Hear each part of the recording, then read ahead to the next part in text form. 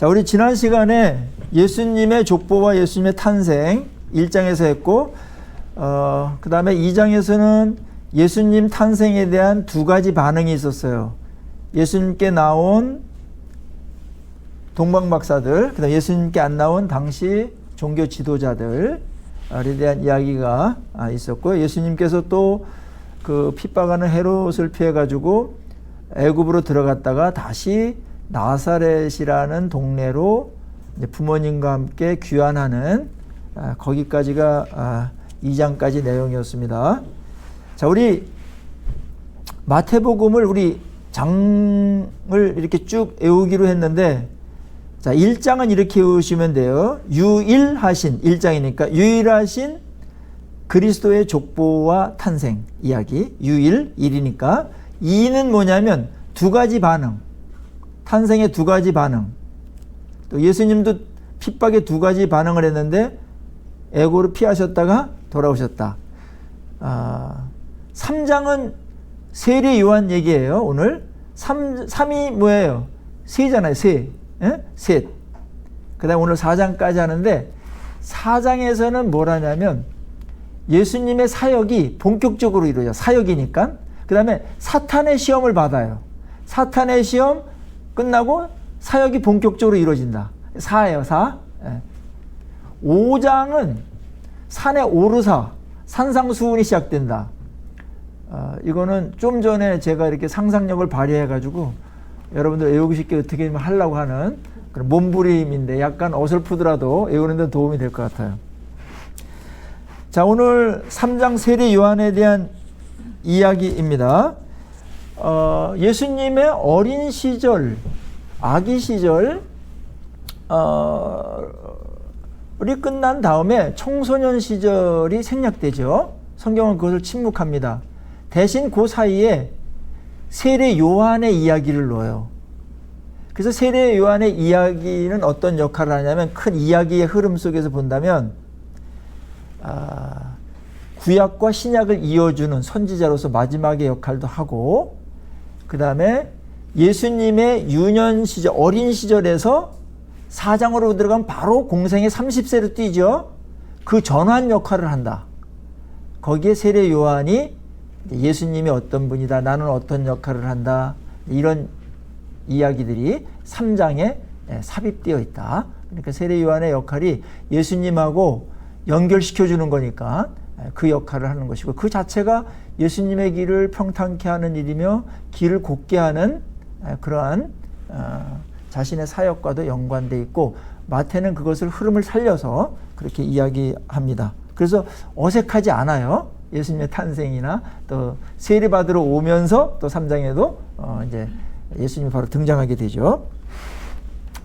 자, 세례 요한이 등장하면서 예수님에 대한 증거를 합니다.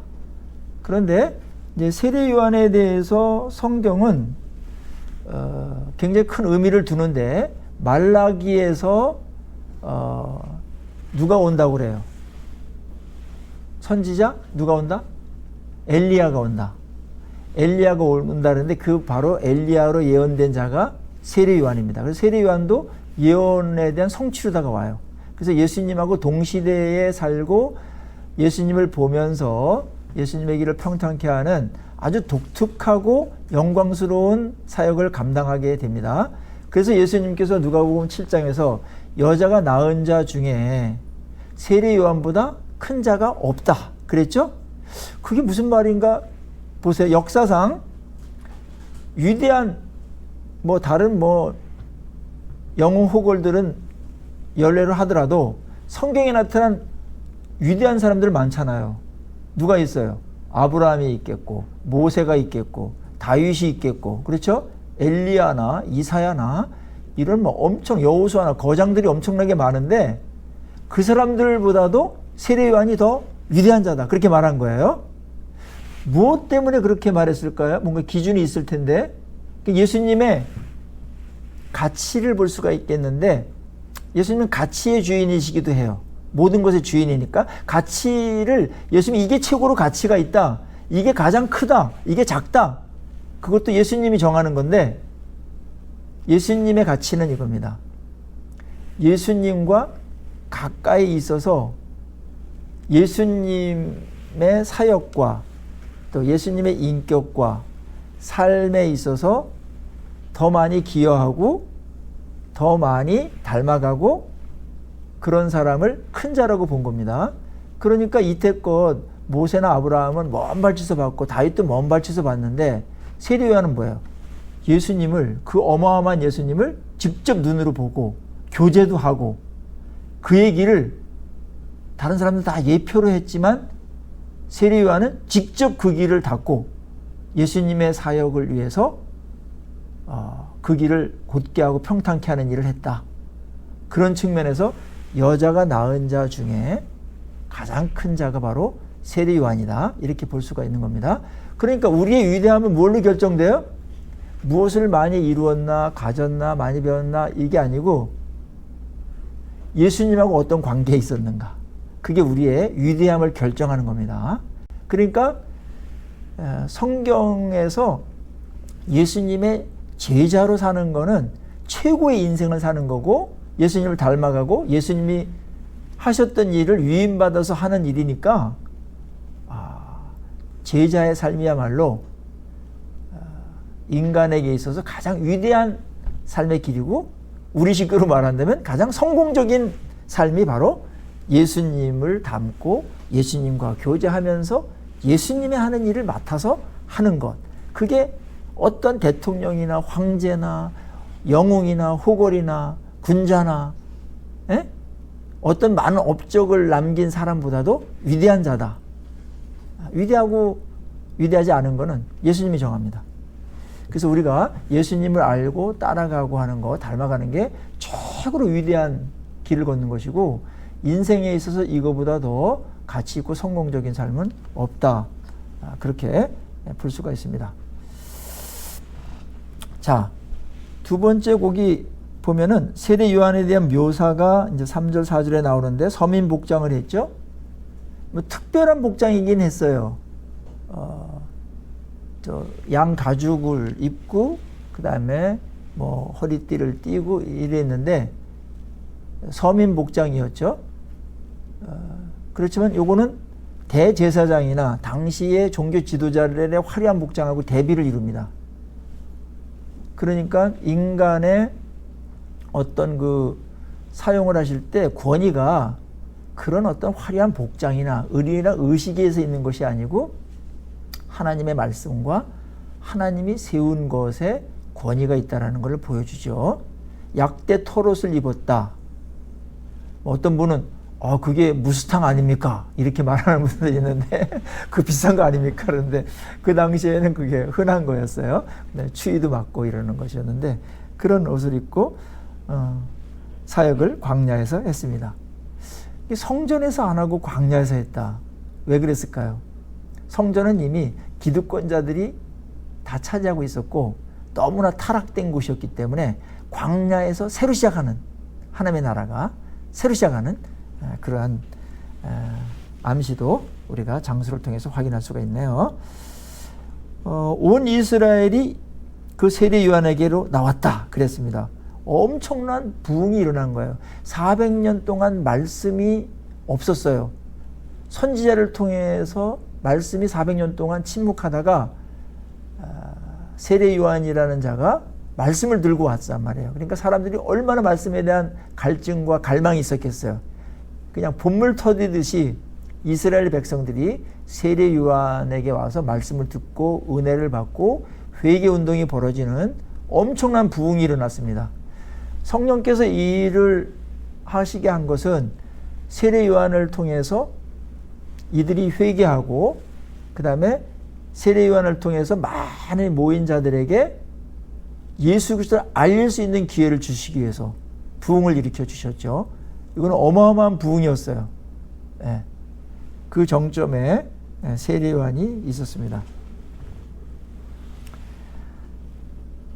세례 요한이 그들에게 설교한 내용이 7절에서 11절에 나옵니다. 맨 처음에 그가 강조했던 것은 천국에 대한 선포였어요. 그리고 천국은 하나님의 나라인데 그 유대인들을 대상으로 한 성경이기 때문에 마태복음이 하나님의 나라, 그래서 하나님의 이름을 쓰는 거를 굉장히 불경스럽고 불경스럽게 생겨서 조심스럽게 썼기 때문에 천국, 하늘나라 이렇게 약간 우회적으로 한 건데, 우리가 더 와닿는다면은 하나님의 나라입니다. 하나님의 나라가 가까이 왔다. 그래서 하나님의 나라에 들어가기 위해서는 뭐가 필요하다? 회개가 필요하다. 그래서 같이 말한 거예요. 천국이 가까이 왔느니라. 회개하라. 천국이 가까이 왔느니라. 예수님도 똑같은 하나님 나라 주제를 갖고서 선포를 하고 하나님의 나라를 세우기 위한 일을 하는데, 그게 이제 구원서부터 제자 삼는 일서부터 선교부터 뭐 팔복의 사람이 되게 하는 것부터 이게 다 하나님 나라를 세우기 위한 그런 일들이 되는 것이죠. 여기서의 회개는 단순한 우리의 무슨 죄를 이렇게 회개하는 것 정도가 아니고, 그것도 포함하겠지만 누굴 왕으로 섬길 것인가 선택하는 거예요. 예수 그리스도를 왕으로, 나의 주로, 나의 주군으로 영접하는 것, 그건 엄청난 인생의 전환이 되겠죠? 그게 구원받는 회개입니다. 근데 구원받은 다음에도 이런저런 죄를 짓는 게 있겠죠? 발만 씻으면 되는 그런 죄들이 있는데, 여기서는 회심과 관련된 그런 큰 회개다, 그렇게 보는 것이 더 적절할 것 같습니다. 그러니까 회개는 두 가지예요. 예수 그리스도를 주인으로 영접하는 회개, 그 다음에 그 이후에 여전히 죄를 짓는 작은 죄들을 회개하는 것, 두 가지의 큰 회개가 있다고 볼 수가 있겠습니다. 그리고 이 회개에 대해서 종교 지도자들을 굉장히 책망하면서 날카롭게 꾸짖죠. 회개하라고, 또 회개 열매를 맺으라고 그렇게 말합니다. 회개의 열매는 내가 회개한 것에 대해서 이제 내 삶이 되는 것이죠. 그런 짓을 안 하고, 회개의 열매는 회개의 진정성을 요구하는 겁니다. 우리가 어떠한 것에 대해서 회개를 했을 때 그것을 다시는 범하지 않으려고 하는 노력들과 태도와 아픔들과 뭐 그런 게 있죠. 또 넘어지더라도 또 나갈 수가 있어요. 그렇지만 회개 열매가 있어야 된다. 그냥 후회로 끝나면 안 된다. 하나님 용서해 주세요, 이거로만 끝나지 말고 회개 열매, 회개했으면 어떤 변화가 있어야 되는데 그 바람직한 변화가 너희들에게 없다. 그래서 회개에 합당한 열매를 맺으라고 그렇게 이야기하고, 그것은 오늘날 우리에게도 여전히 진정한 회개가 되기 위해서 회개의 열매를 맺어야 되는 것은 뭐 그거는 너무나 당연한 귀결이라고 봅니다. 회개라는 말 안에 그 말이 들어가는 거예요. 회는 무슨 회자예요? 뉘우칠 회자. 개는 뭐예요? 고칠 개자. 그래서 어떤 사람은 회만 해. 매일 회만 해. 뉘우치기만 해. 개가 없어. 근데 우리나라 이 한문 번역이 좋네요. 회개. 뉘우치고 고백하고, 그러고 날 개는 고치고. 회개는 후회가 아니다. 그 다음에 예수님의 그 사역을 소개합니다. 이 부분은 다 예수님의 그 길을 예비하고 평탄케 하는 일환이었었죠. 나는 그의 신을 들기도 감당하지 못하겠노라. 11절에 자신을 최대한 낮추면서요, 예수님을 최고로 높이는 표현이죠. 참 아름다운 말인데, 자 보세요. 온 백성이 세례 요한한테 온 거예요. 세례를 받아요. 권위를 인정한 거잖아요. 엄청난 인기와 권위가 있겠죠. 최정점에서 다 모든 시선이 세례 요한에게 집중돼 있어요. 그리고 시키는 대로 다 해요.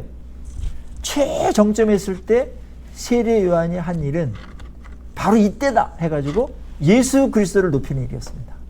그게 나는 메시아가 아니며 내 뒤에 오시는 분이 있는데 그분이 얼마나 위대하고 어마어마한 분인지 나는 그의 신들매 풀기도 감당하지 못한다.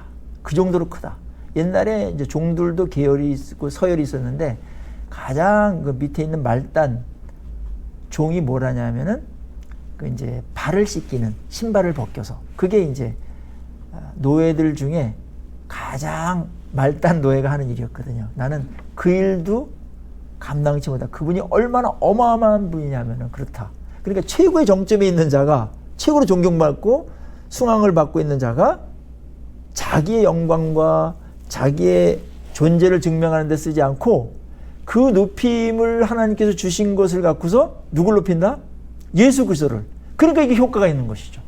그러니까 하나님께서 우리를 높일 때가 있어요. 그럴 때 이제 그때 우리가 예수를 높이면 훨씬 더 효과가 있을 때가 있습니다. 낮을 때도 주님은 여전히 높으시지만 하나님 우리를 높이실 때 참 그분에 의해서 했다. 그분을 높이는 방편으로다가 그 자리를 활용하면 훨씬 더 주님께 영광을 더 돌릴 수가 있죠. 그 사역의 최정점에서 세례 요한은 자기 자랑이나 허세가 없어요. 자기에 대해서 무슨 뭐 높이려고 한다든지 뭐 이렇게 자기의 어떤 자기됨을 증명하려고 하다든지 그렇게 안 해요. 오직 모든 것을 다 동원해서 모든 것들을 다 동원해서 예수 그리스도를 높이는 일에 집중하고 거기에 몰입하는 것을 보게 됩니다. 이것이 세례 요한의 위대함이죠. 그리고 세례 요한의 겸손입니다. 여기서 이제 세례 요한의 겸손을 얘기할 때 겸손은 겸양지덕을 포함할 때가 있지만 겸양지덕이 아니에요. 겸양지덕은 아이 뭐려 저야 뭐 이렇게 하는 거잖아요. 그것도 예의가 바르고 좋은 거예요. 그런데 진정한 겸손은 어디서 나올까요? 세례 요한과 같은 겸손은 어디서 나올까요? 꾸미는 게 아니잖아요. 사실을 있는 그대로 파악하는 데서 오는 거예요. 예수님을 예수님으로 정확하게 인식할 때 그분의 크심과 그분의 광대하심과 그분의 영광과 그분의 하나님 되심과 그분의 메시아 되심과 이거를 인식할 때 그분을 큰 분으로 내가 인식하면 내가 비교했을 때 나는 그분하고 비교해서 진짜 신들매도 감당치 못할 자잖아요. 뭔지만 티끌만한 자거든요. 그리고 자기 자신을 인식할 때 사실대로 그때 진정한 겸손이 나온다. 인간은 자기를 잃어버려서 교만해지는 겁니다. 교만은 착각이에요. 착각의 산물입니다. 오해의 산물입니다. 그래서 교만은 진실되지 않은 겁니다. 진실되면요 겸손할 수밖에 없어요. 하나님 앞에서 뭐 폼 잡을 게 뭐가 있으며, 그 어마어마한 하나님을 경외할 수밖에 없잖아요.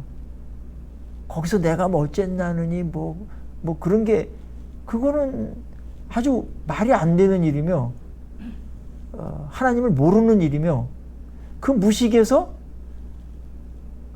교만이 나오고 건방을 떨고 오만 방자한 일이 생기는 겁니다. 그러니까 세례 요한의 위대함은 예수님을 이 시대에 바로 알아본 거죠. 성령께서 그 사역을 하게 하시려고 예수님을 바로 알아보게 했고 자신은 광야에 외치는 소리에 불과하다. 나에게 아무리 많은 인기와 사람들이 존경을 표시하고 최고의 선지자로다가 추앙을 지금 하고 있지만 나는 피조물이며 인간에 불과하고 예수 그리스도라는 메시아의 길을 평탄케 하기 위해서 하나님께서 나를 세우신 그분의 말단 종에 불과하다. 야, 아름답죠? 네. 사역자의 자세가 이래야 되고요. 그리고 성도들의 자세가 이래야 됩니다. 세례 요한을 통해서 이 부분이 가장 감동을 많이 받는 부분이고 진짜 예수 앞에서 어떤 자세를 견지해야 되는가를 세례 요한만큼 잘 보여준 자는 없죠. 네. 그러면서 예수님에 대해서 알곡과 쭉정이를 가르는 심판자로다가 묘사하면서 그의 설교를 끝맺어요. 그러니까 예수님은 이 땅에 오셔서 구원자로도 오시지만 그분은 심판자이시기도 하시다. 예수님에 대한 정보를 백성들에게 많이 알려주고 있습니다. 그리고 이제 장면이 바뀌는데 세례 요한의 사역 중에 세례를 베푸는 장면이 나와요. 13절부터 17절에 많은 사람들이 요단강에 나와가지고 세례를 받습니다. 물 세례를 받는데 근데 거기에 누가 등장해요? 메시아가 등장하는 거예요. 그러니까는 어린 아이였던 예수 그리스도가 여기서 이제 처음 등장하는 거예요. 세례 요한 세례 받는 현장에. 자, 예수님의 성인이 됐을 때 많은 사람들은 메시아가 등장하면 기대하는 게 크겠죠. 야, 짠! 하고 나타날 거 아니에요. 여러분들 그 슈퍼스타라든지 이런 이제 연예인들도 있잖아요. 어마어마한 무슨 공연을 하거나 그럴 때 마이클 잭슨이나 뭐 이제 이 비틀즈나 이런 거 뭐 요즘은 뭐 누가 뭐 BTS나 이런 사람들이겠죠. 어마어마한 그 뭐 몇몇 명이 움집한 가운데 콘서트 같은 거 할 때가 있거든요. 그럼 앞에서 막 하고 그다음에 뭐 굉장히 뭐 휘황찬란하게 해놓고 주인공이 쫙 나타나잖아요. 그럼 예수님의 어린아이는 그렇다선 치더라도 초라하게 예수님이 성인이 되어서 공생애를 시작하려고 할 때 그토록 기다렸던 대망했던 메시아에 대한 기대감이 다 있었을 거란 말이에요. 그런데 성경은 모든 사람들이 숨을 죽이고 메시아의 등장을 기대하고 있는데 예수님께서 어디에 등장해요? 세례받으러 나타나는데 등장하는 거예요. 이거는 굉장히 독자들에게는 의외의 현장입니다. 우리는 이거를 이상하게 봐야 돼요. 그러니까 세례 요한도 놀란 거예요. 아니 신들매도 감당하지 못할 뿐이라고 얘기한 그분이 자기가 세례를 베푸는 현장에 짠 하고 나타나신 거예요. 그때 세례 요한이 막 경악을 하면서 제가 당신에게 세례를 받아야 하는데 이렇게 하시면 아니 되옵니다. 메시아예요. 이렇게 말할 수밖에 없었던 거죠. 그때 이제 예수님께서 의미심장한 말씀을 15절에 합니다. 이제 허락하라. 우리가 이와 같이 하여 모든 의를 이루는 것이 합당하니라. 우리가 이와 같이 하여 모든 의를 이루는 것이 합당하니라. 모든 의라는 것은 예언에 있었던 것을 성취하는 것이기도 하고 하나님의 구원 사역을 위한 뜻이기도 하죠.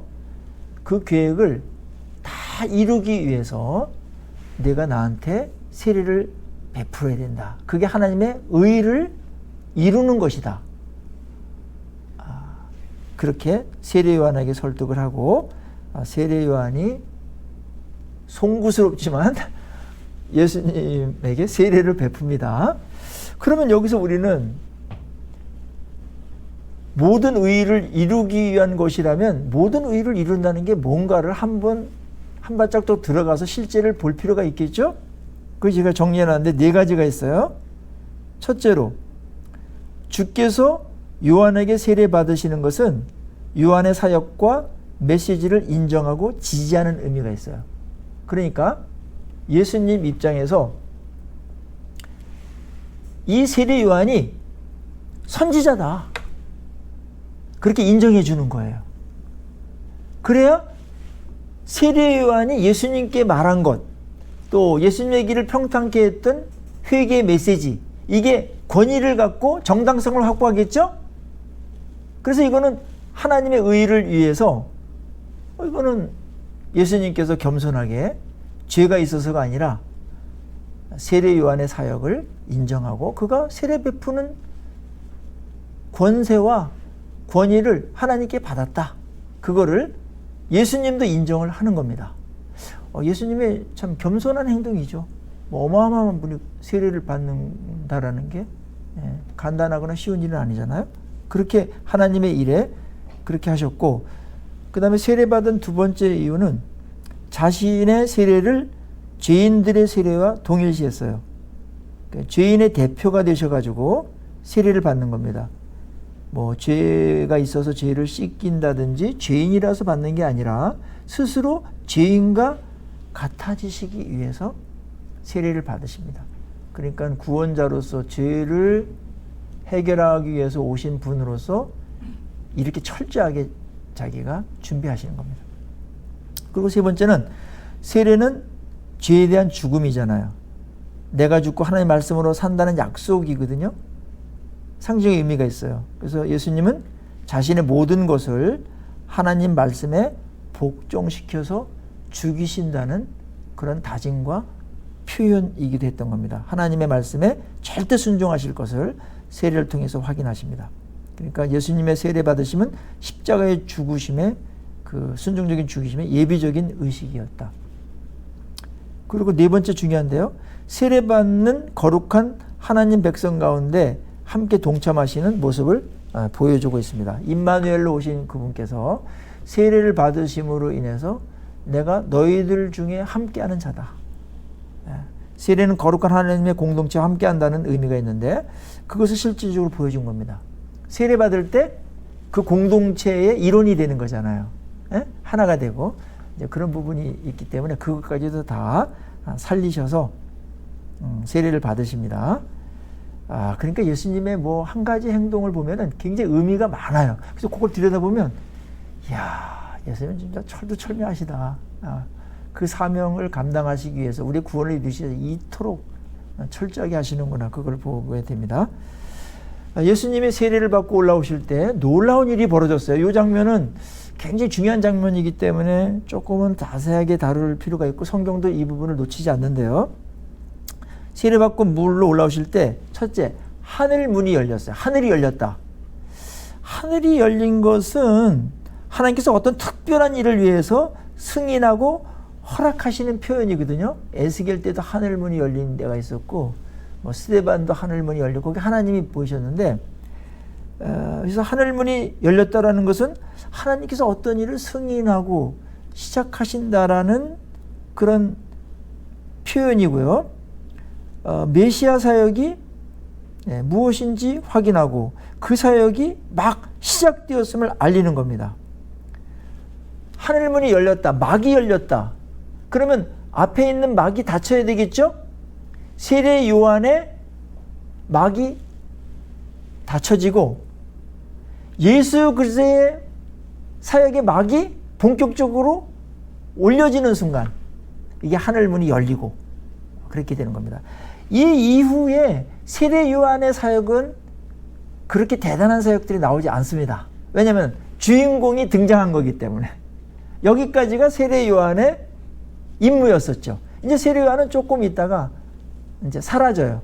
예수님을 위해서. 그러니까 세례 요한이 오래 살고서 60살까지 한갑살까지 막 살고 그러면 그 세례 요한의 인기와 세례 요한에 대해 집중된 게 예수님께로 이렇게 잘 안 갈 수가 있거든요. 사람이 그렇잖아요. 그래서 세례 요한을 하나님께서 빨리 데려가신 것 같아요. 사역을. 그러니까 인간적으로 보면 왜 이렇게 빨리 데려가시고 뭐 목에 잘려서 그렇게 가셔. 그런데 뭐 오래 사는 게 꼭 뭐 좋은 것도 아니고 사명이 다 있는 건데 인간적으로는 좀 우리가 좀 안 된 부분이 있지만 그 세례 요한 중에서 영원한 또 하나님 나라를 생각한다면 세례 요한은 정말 굵고 짧게 살았는데 어마어마하게 위대한 일을 하고 간 자다. 그러니까 더 있으면은 예수님의 사역에 방해가 될 수가 있어요. 어떻게 보면은 뭐 다른 거 다 설명하기는 어렵겠지만 그래서 빨리 뒤로 가셨다. 그래서 사람이 어떤 사람은 90세까지 뭐 사도 요한처럼 오래 사는 사람이 있고 어떤 사람은 또 뭐 토마스 선교사님이나 이런 분들 빨리 뒤로 가실 때가 있는데 그건 다 우리가 설명할 수는 없지만 하나님이 그 사람에게 각자에게 수명을 주시고 그렇게 하고 그래서 어떤 우리가 뭐 몇 살에 하나님 부름 받을지 모르겠지만 부름 받는 게 꼭 나쁜 거 아니잖아요. 어떻게 죽느냐가 중요하지 오래 사냐 뭐 짧게 사냐 그건 인간적인 적은 거죠. 천국을 생각한다면 빨리 가는 게 더 좋은 거죠.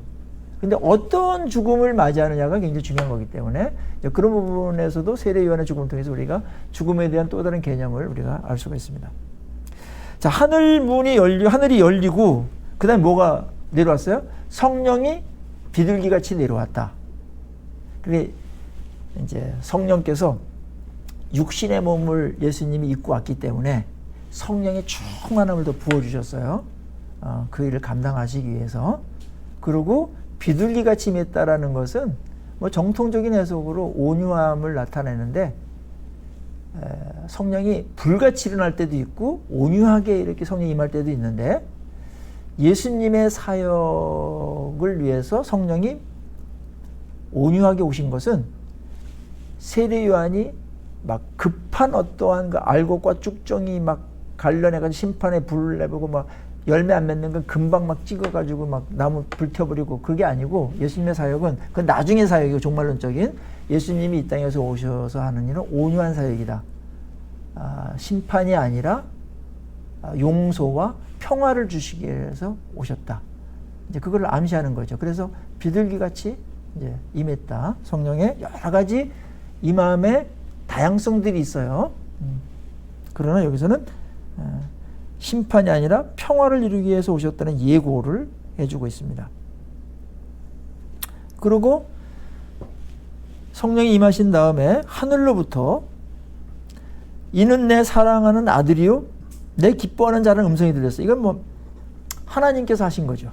그러니까 성부와 성령께서 예수님의 대관식과 같은 그 장소에 함께 역사하셨다. 그래서 선언하는 거예요.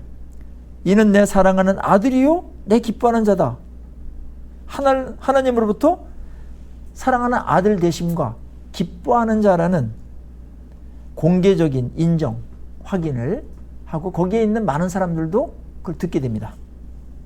성자가 공생애를 시작하는 시점에 이런 일들이 벌어졌고요. 그것은 아주 대전환을 일어나는 새로운 거대한 구속사의 막이 본격적으로 시작되는 장소로다가 세례 받는 장소를 택하셨다.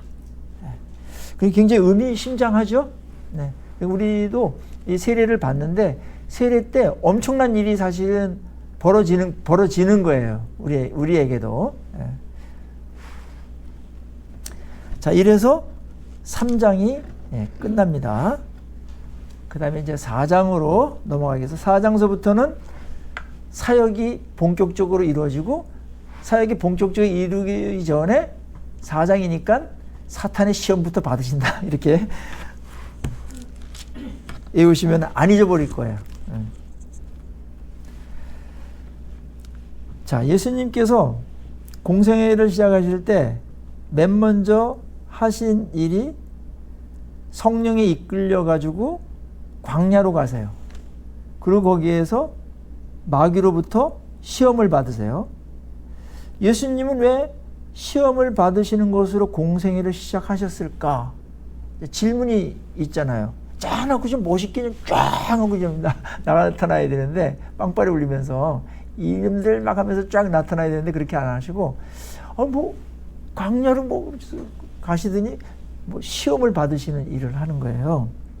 근데 이게 굉장히 중요한 건데 예수님께서 이 땅에 오셔서 백성들을 구원해 내시는데 하나님의 그 백성들을 구원하실 때 중요한 일이 뭐냐면은 역사적으로 예수님 오시기 전까지 사탄의 시험에 넘어가 가지고 사탄의 지배를 받고 조종을 받고 사탄에게 끌려다니면서 사는 것이 지금 예수님이 오시기 직전의 상황이었거든요. 그러니까 아담과 하와가 사탄의 시험에 넘어갔잖아요. 그래서 인간이 타락이 됐고 구원이 필요하게 됐고 그래서 그걸 회복시키기 위해서 예수님께서 오신 거잖아요. 그러니까 예수님께서 오셔서 맨 먼저 해야 될 게 뭐냐면은 사탄으로부터 시험을 받아가지고 패배한 인간을 대신해가지고 둘째 아담으로 오셔가지고 사탄의 시험을 넉넉하게 이기는 일부터 하는 거예요. 이 일이 이루어짐으로 인해서 예수님께서 사탄의 시험을 이김으로 인해서 우리도 예수님을 믿을 때 사탄의 시험을 이기는 자들이 된다. 그리고 그 사탄에 넘어갔던 영향력들, 후유증들, 이거로부터 구원받게 된다. 그러니까 이 시험을 이기는 거는 우리에게서는 엄청난 대반전이 일어나게 하는 예수님의 아주 중요한 사역이었습니다. 그래서 이 부분부터 먼저 하고요. 그래서 예수님이 무슨 사탄이 끌려가 가지고 간 게 아니고 성령이 이끌려서 갔다. 하나님의 뜻이니까. 성령께서 메시아요. 당신이 맨 먼저 할 일은 아담과 하와가 사탄에게 시험을 당해서 다 이 지경이 됐는데 이거를 이기셔가지고 회복시키는 일부터 하셔야 됩니다. 그래, 그렇죠. 제가 가야 되죠. 이렇게 해서 간 겁니다. 예. 그리고 그 시험 때문에 이스라엘 백성들이 광야를 나왔을 때도 역시 시험에 넘어가잖아요. 시험을 못 이기잖아요. 광야에서 있었던 많은 시험들을 못 이겨요. 계속 못 이겨요. 이스라엘 백성이 계속 못 이겨요. 이제는 예수님께서 이거를 근본적으로 해결함으로 인해 가지고 사탄의 시험으로부터 자유케 하고 승리하게 하는 그런 길을 걷게끔 만드시는 작업을 하시는 것입니다. 여기에 이제 예수님께서 시험 받는 장면이 나오는데 세 가지 시험이 나오죠. 대표적인 시험이에요. 그리고 사탄이 아담과 이스라엘 백성들에게 했던 시험을 요약한 것이고, 인간들이 이 땅에 살아가면서 사탄에게 이 세 가지 유형으로다가 시험을 가장 많이 받는 대표적인 시험들이에요. 첫째가 뭐죠? 네가 하나님의 아들이거든 돌이 떡이 되도록 해라. 그런 시험이었었죠? 떡에 대한 시험이었어요. 그러니까 사탄의 시험은 영혼을 팔아서 떡을 사라는 거예요. 영혼과 물질을 바꾸라는 유혹이고 시험입니다. 하나님은 영혼이 건강하고 부요한 하나님의 나라를 세우고자 하시는데 마귀는 물질이 지배하는 영혼 없는 세상을 만들려고 하는 거거든요. 그는 하나님의 나라를 방해하기 위해서 이렇게 핵심적인 공격을 하는 겁니다. 자, 아담과 하와도 먹는 문제로 넘어갔죠. 이스라엘 백성도 먹는 문제 때문에 넘어갔어요. 먹는 것은 생존을 위한 것이기 때문에 늘 있는 시험이 있을 수 있어요. 그래서 오늘날에도 인간들이 가장 많은 시험을 받는 것 중에 하나가 떡에 대한 문제입니다. 물질에 대한 시험이 가장 세요. 아주 굉장히 원초적인 건데 그것 때문에 하나님의 백성으로서 신앙도 팔고 영혼도 팔고 그래가지고 하나님께서 주시는 새로운 삶의 방식과 부요함을 못 누리는 경우가 많거든요. 오늘의 시험은 대부분 돈에 대한 시험입니다. 그렇죠? 돈이 필요 없다는 게 아니라 영혼보다 그걸 더 가치 있게 여기고 바꿀 때 영혼을 팔아서 돈을 벌려고 할 때 그때 하나님의 나라가 이루어지지 않거든요. 이 시험이 집요합니다. 교회도 이 시험 때문에 넘어가는 거고 더러워지는 것이고 이 시험 못 이기면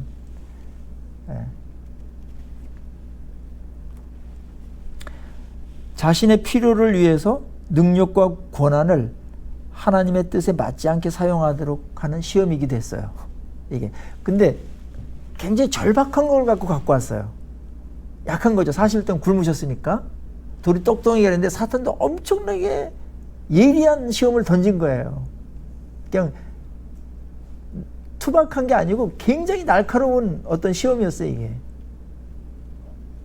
오늘날도 여전히 사탄은 이것 갖고서 교회도 무너뜨리고 성직도 무너뜨리고 성도들의 진짜 아름다운 삶도 무너뜨리죠. 무너뜨리게 하는 시험들이 계속 이어지고 있습니다. 엄청나게 치열합니다. 이거 생각보다. 예수님이 이기셨기 때문에 예수를 믿는 자들은 이길 수 있다 없다. 이길 수 있다라는 거예요. 이제 이 시험은. 이스라엘 백성들 광야에서 막 매일 먹는 거 마시는 거 갖고 막 투덜대면서 막 하나님의 나라를 위해서 가야 되는데 제사장 나라, 하나님의 백성, 적과 꿀이는 가나안 땅 하나님의 나라를 향해서 가야 되는데 항상 걸려 넘어지는 게 뭐냐면은 마실 거 먹을 거 없다. 만나를 주시니까 우리 만나만 갖고 한다. 고기가 먹고 싶다 뭐 한다든지 돌아가고 싶다. 막 애굽에는 뭐 거기 뭐 마늘도 있고 막 고기도 있고 막 고기 굽는 거 막 이거 막 하면서 막 시험에 막 시달려 가지고 원망 불평 쏟아내면서 진짜 존귀한 게 뭔지도 모르게 되는 그런 상황이 된다. 돈이라는 거는 잘 쓰면 유용하지만 그게 목적이 되고 그게 하나님 부르심과 하나님 나라와 말씀보다 더 우선되고 가치 있게 됐다는 자체가 시험에 벌써 들어간 겁니다. 그래서 물질을 넘어서는 거 굉장히 엄청난 성숙이에요. 여러분들 어떠세요? 물질에 좀 자유로우세요? 없으면 없는 대로, 있으면 있는 대로 그렇게 좀 자족하면서 있으면 더 좋고 없어도 뭐 살만하고 있는 대로 살면 되니까 이렇게 좀 자유로우세요? 뭐 용 쓴다고 많이 버는 것도 아니니까 좀 자유로우세요. 그리고 하나님이 공급하시는 분 갖고만 살겠다. 그렇게 하시면 됩니다. 그래야 하나님께 더 맡길 수도 있어요. 그런 사람에게 나는 돈만 벌면은 뭐도 하고 뭐 돈만 벌면 헌금도 더 하고 그런 사람한테 돈을 줬다는 돈의 가치가 엄청 크기 때문에 헌금은 좀 더 할지 모르겠지만 그것 갖고 자기 의의가 생기고 가난한 사람 또 무시하게 되고 돈 갖고 또 이렇게 죄 저지르고 돈이 많으면 또 죄 저지를 일이 많아지거든요. 여러분 뭐 별로 없으셔가지고 모르겠지만 그래서 적당하게 가난하게 만듭니다. 돈이 많으면 교회도 똥파리들이 몰려들고 죄송합니다. 위험해져요. 가짜들이 몰려들어요. 돈에 환장한 사람들이 몰려든다. 돈 냄새가 나는 곳에 돈독 오른 사람들이 나타난다. 그래서 선교단체를 가난하게 하는 이유가 보호하기 위해서 그런 것 같아요. 제가 볼 때. 매일 가난해요. 선교단체들. 그리고 합신도 좀 가난하게 만든 이유가 돈이 없어서. 메이저 교단들이 있어요. 죄송하지만 먹을 게 많거든요. 국물이 있어. 부스러기들이 많아. 그래서 어려운 겁니다. 그게 쉽지 않은 겁니다. 그러니까 적당히 가난하고 한 거 복입니다. 더 큰 걸 지켜주기 위해서. 오래간만에 한번 나를 이렇게 가난하게 하신 거 감사합니다. 한번 이렇게 하시면 좋겠고요. 그 정도 되면 이게 좀 무슨 얘기인지 모르겠지만 하나님께 조금 더 맡겨주려는 의향은 있으세요. 왜냐하면 궁핍하게 사는 것만 하나님 원래 뜻은 아니고 우리가 다른 거로 쫓아가고 죄짓까 봐서 그런 거니까 물질이 자유로운 사람한테는 많이 맡겨도 안심이 되는데 물질에 환장한 사람한테 맡기면은 그건 넘어간다. 그건 주지 않습니다. 주면은 그거는 위험해지거든. 내려놓은 사람한테 주신다. 근데 내려놔야 되겠다. 돈 더 벌기 위해서. 그거까지 내려놔야 됩니다. 그래서 예수님께서 이 부분에 대해서 뭐라고 물리치시죠? 신명기 8장 3절 말씀 인용하시죠? 사람이 떡으로만 사는 것이 아니요 하나님의 입으로 나오는 모든 말씀으로 살 것이다. 말씀을 인용하셔가지고 사탄을 물리칩니다. 근데 떡이 필요하다는 거 인정하신 거예요. 그러나 그거보다 더 인간을 인간답게 만들고 우리의 영혼을 살리고 우리의 삶의 질을 높이는 거는 절대적인 가난은 그거는 아니지만 말씀으로 된다. 그런 것들은 진정한 삶의 의미와 가치와 풍성함은 만족은 말씀으로 된다. 말씀으로 살 때 그것이 이루어진다. 두 가지 삶의 방식이에요. 물질을 많이 모아가지고 살 건가? 하나님께 주시는 것 갖고 만족하면서 말씀으로 살 건가? 하나님의 입으로 나오는 모든 말씀으로 살 것이니라.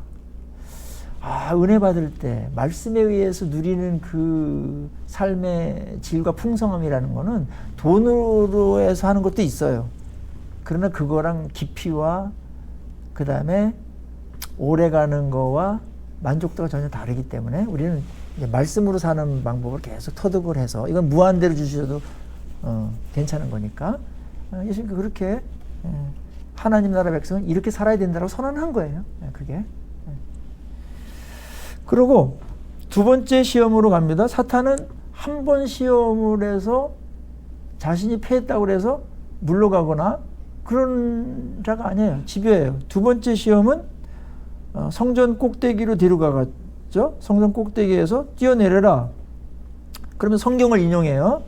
기록되었을 때 그가 너를 위하여 그의 사자들을 명하시리니 그들이 손으로 너를 받들어 발에 부딪히지 않게 하리라.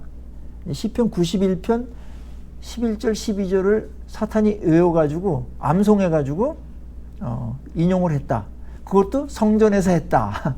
장소가 성전이에요.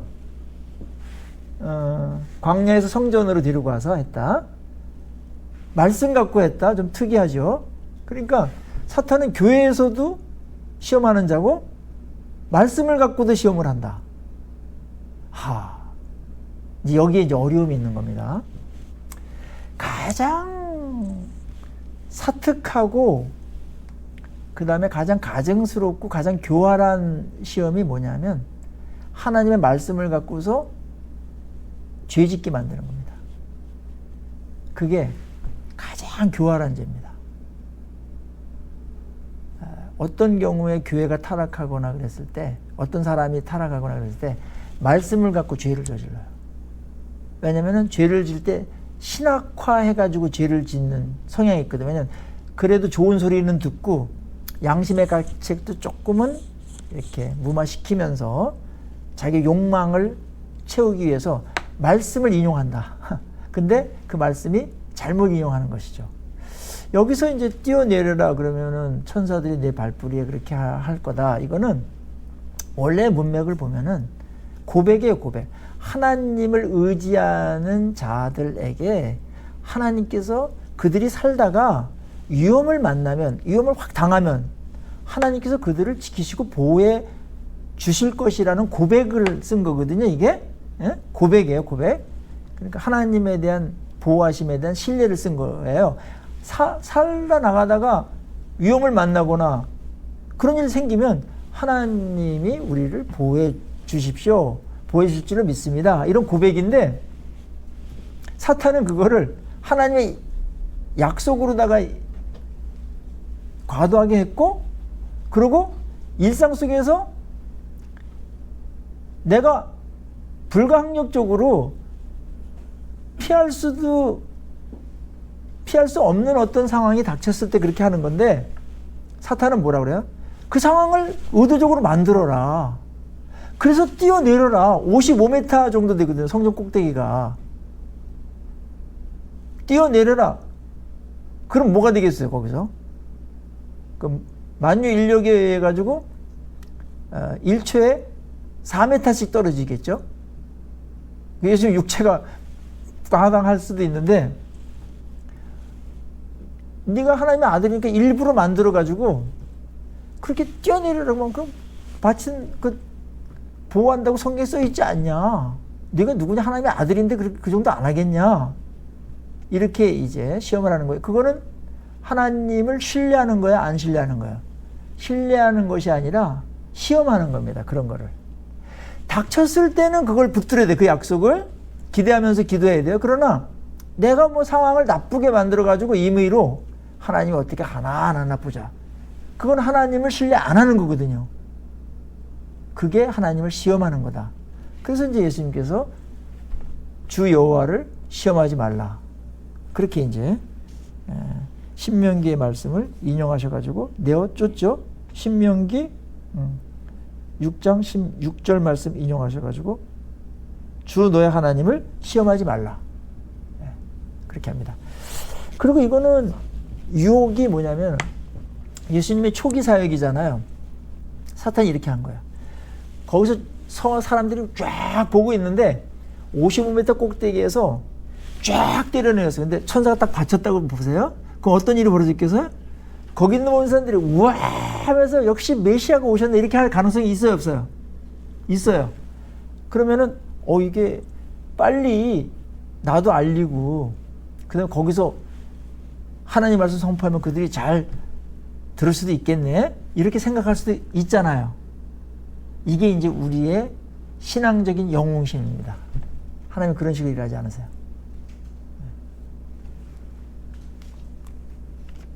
오늘날에 많은 사람들이 예수를 믿으면서 좀 하나님께 쓰임을 받거나 무슨 독특한 은사를 받아가지고 그것이 시행되었을 때 이런 시험에 많이 빠져요.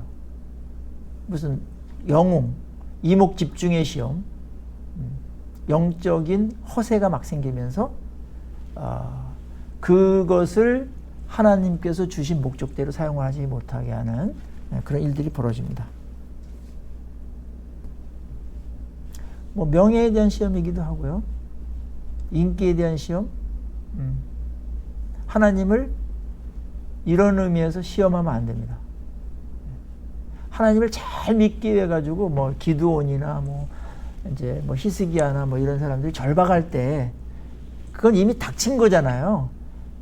내가 만든 게 아니고 닥친 거기 때문에 하나님 제가 마음이 약해 가지고 이게 하나님의 뜻인지 아닌지 모르는데 하나님 이렇게 하면 제가 하나님의 뜻인 줄 알고 순종하겠습니다. 이건 괜찮다고 봐요. 너무 자주 하면 좀 이상하지만 그러나 이거는 지가 의도적으로 만들어가지고 때문에 어떤 사람들은 이런 사람이 있었어요. 독을 마시면 복음 전하자 독을 마시면 해가 되지 않는다. 그런 마가복음에 말씀이 있죠. 경기도에 그 일동이라고 있는데 한 교회에서 목회자가 성도들 모아놓고 독을 마셨어요. 농약을. 죽었을까요? 살았을까요? 죽었습니다. 이게 하나님을 시험하는 거라니까. 아주 교회 꼴을 우습게 만드는 거예요. 거기서 살아나면 얼마나 영웅이 되겠어요. 그걸 바랬던 거죠, 이 사람은. 왜 그 짓을 하냐? 하나님은 그거 없이도 신뢰하라는 거예요. 하나님에 대한 무한 신뢰.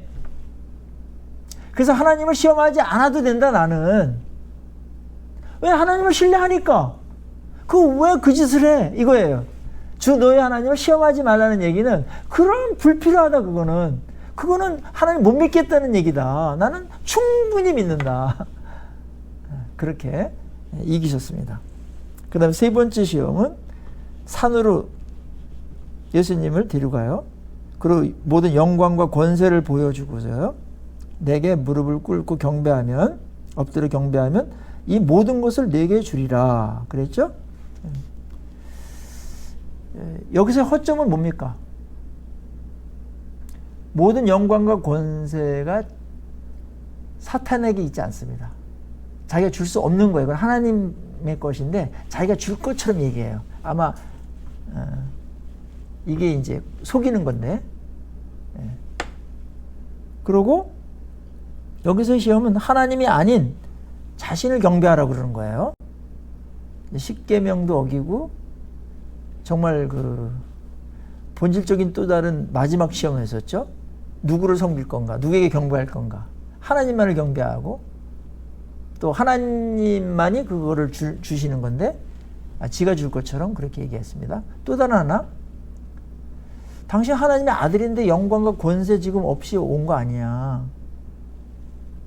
그리고 뭐 십자가고 뭐 그렇게 막 골치 아픈 과정과 뭐 그런 어려운 그런 일을 하나님의 자녀로서 그걸 꼭 해야 되냐 이거였어요. 이게 이제 아주 교활한 건데 십자가 없이도 영광과 권세 줄 수 있으니까 여기서 간단하게 그냥 경배만 하면 된다. 오늘날 이제 성도들에게 하나님께서 우리에게 영광과 권세를 주시죠. 그런데 이제 십자가를 통과해서 주시잖아요. 근데 십자가 없는 영광과 권세를 바라는 그런 것들이 이제 사탄이 했던 세 번째 이제 시험의 내용이기도 했습니다. 이때 이제 예수님께서 사탄아 물러가라 그랬죠.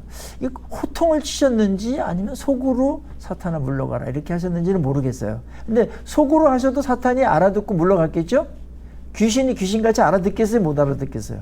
알아들어요. 꼭 소리만 크게 사탄아 물러가라 먹고 이렇게 할 필요도 없어요. 그냥 예수님 사탄아 물러가라 이러면 이렇게 해도 사탄은 기겁을 하고 물러가겠죠.